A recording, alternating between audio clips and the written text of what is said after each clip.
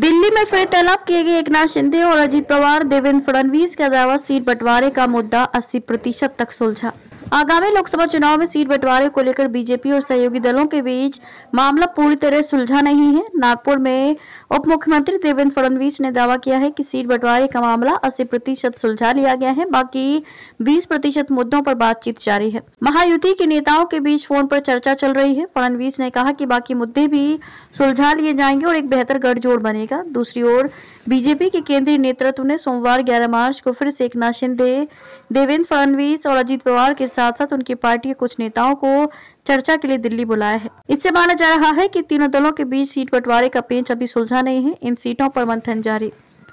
शिंदे सेना की वाशिम, यवतमाल, भावना, गवली, रामटेक, कृपाल तुमाने, मावल, सीरंग, बाड़ने, कोल्हापुर, संजय मांडलिक और पालघर राजेंद्र लोकसभा सीटों को लेकर महागठबंधन में विवाद चल रहा है। बताया जा रहा है कि इनमें से कुछ सीटें गृह मंत्री अमित शाह ने बीजेपी के लिए मांगी हैं। इसके अलावा कुछ सीटों पर उम्मीदवार बदलने के लिए भी कहा गया है। अजीत पवार को बीजेपी सिर्फ 4 लोकसभा सीटें देना चाहती है। पवार 17 लोकसभा सीट छोड़ने को तैयार नहीं है। उन्होंने 4 लोकसभा सीट बारामती, सतारा, रायगढ़ और शिरूर मांगी है। बीजेपी 17 सीट छोड़ने के बदले परभणी सीट अजीत पवार गुट को देने के लिए तैयार है। महाराष्ट्र में लोकसभा सीटों का हाल, शिंदे के नेतृत्व वाली शिवसेना, अजीत पवार के नेतृत्व वाली एनसीपी और बीजेपी महाराष्ट्र में गठबंधन में लोकसभा चुनाव लड़ेंगी।